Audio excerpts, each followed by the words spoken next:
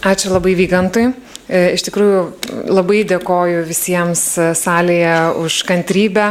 Taip pat dėkoju visiems, kurie stebi šią konferenciją nuotoliniu būdu, kadangi internete taip pat šią konferenciją galima stebėti. Tai, iš tikrųjų, Vygantas kaip ir priejo tam tikrų išvadų, o aš savo užsidėjau tokį labai sudėtingą uždavinį apibendrinti visus pranešėjus. Ir tikrai labai sakiau, ką kas pasakė ir kokią pagrindinę mintį galima būtų išvelgti kiekvienam pranešime. Atsiprašau, jeigu per daug supaprastinsiu, bet laiko nėra daug, todėl aš tiesiog noriu uždėti pagrindinius akcentus ir suvesti kažkokias tai išvadas. Tai tie akcentai labai trumpai yra 6. Tai pradėsiu nuo pirmo. Tai iš tikrųjų mes šiandien diskutavom apie teisininko atsakomybę ir yra keletas, kitaip tariant, 3 teisininko atsakomybės dimensijos, kurias išskirčiau. Tai yra visuomeninė atsakomybė, tai yra profesinė atsakomybė, kitaip tariant, atsakomybė teisininkų bendruomeniai ir tai yra atsakomybė savo kaip žmogui. Ir aišku, šioje konferencijoje didžiausias dėmesys buvo skiriamas visuomeniniai teisininko atsakomybei, dėl to, kad realiai visi pranešėjai vienu ar kitu kampu šitą klausimą palėtė. Kas liečia profesinę atsakomybę, tai yra atsakomybė profesiniai bendruomeniai, turbūt daugiausiai kalbėjo teisėjas Mindaugas Šimonis, kalbėdamas būtent apie teismo nepriklausomumą ir teisininkų vaidmenį. Ir taip pat profesorė Edita Grodytė kartu su Stefan Kirchner savo pranešimuose. Šiek tiek buvo paliesta asmeninė atsakomybė, tai Vyganto Malinausko kalboje. Antras aspektas, kurį norėčiau paminėti, tai kyla klausimas, ar galima priešprieša tarp šitų skirtingų teisininko atsakomybės dimensijų.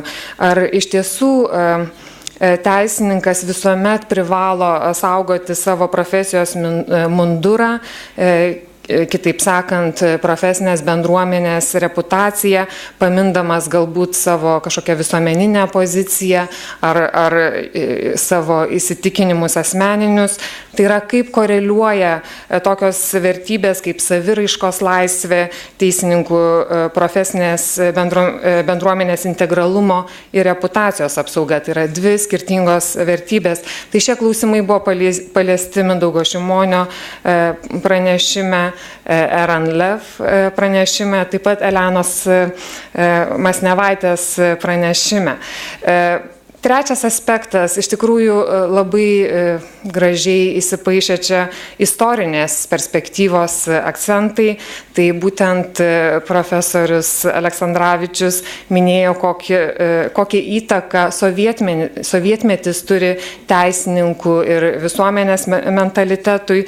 Taip pat kaip teisininko atsakomybės, kokia buvo teisininko atsakomybės sąmonėjimo raida Vokietijoje bei Austrijoje per tą radikalųjį amžių, arba kaip jį vadina gerbiamas profesorius Roman Puf,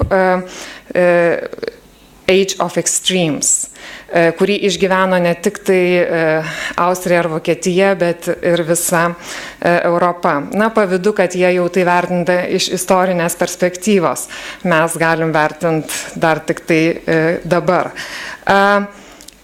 Ketvirtas aspektas, kurį noriu paminėti, tai teisininko atsakomybė ir vaidmuo žmogaus santykyje su valstybe. Tai čia galima suvesti lygiagretės profesoriaus Aleksandravičiaus, docento Bergmano, docento Roman Puf pranešimuose ir paminėti tokius raktinius žodžius kaip suverenitetas ir konstitucingumo drama, radikalusis amžius arba Age of Extremes, kurį išgyveno ne tik Vokietija, bet ir sovietinės valstybės. Įstatymas kaip lietuvio identiteto dalis, teisės sistemos principai, kurie buvo paminėti pranešime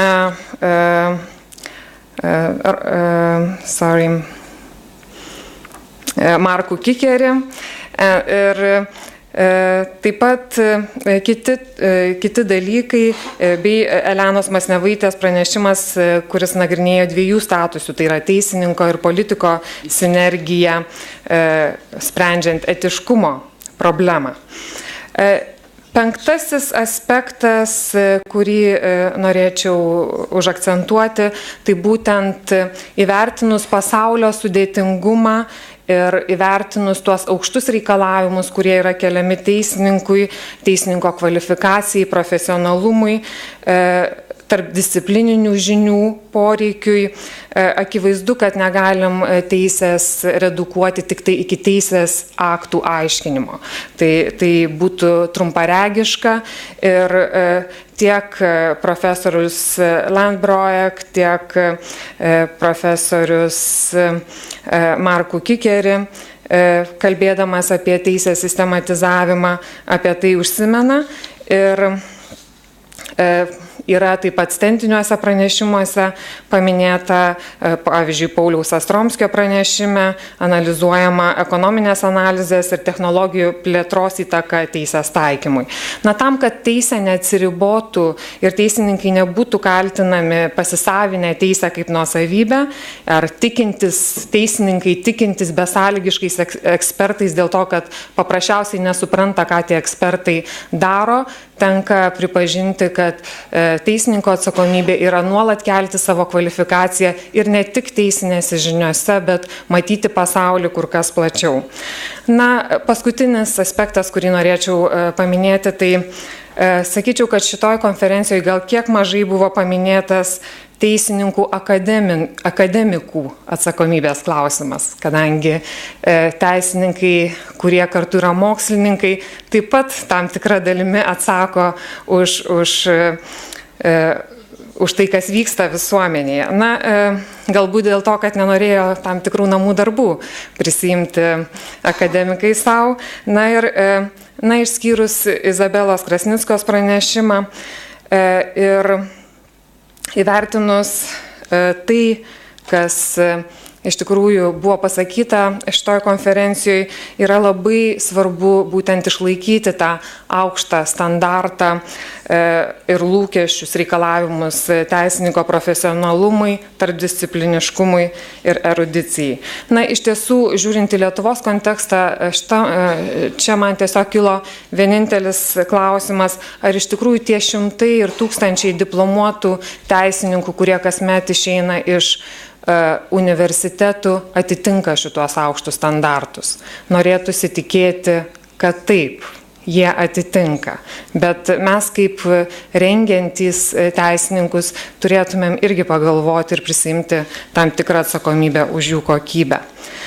Taigi, tuo aš noriu užbaigti pranešimus ir tuo pačiu paskatinti diskutuoti ne tik su pranešimu,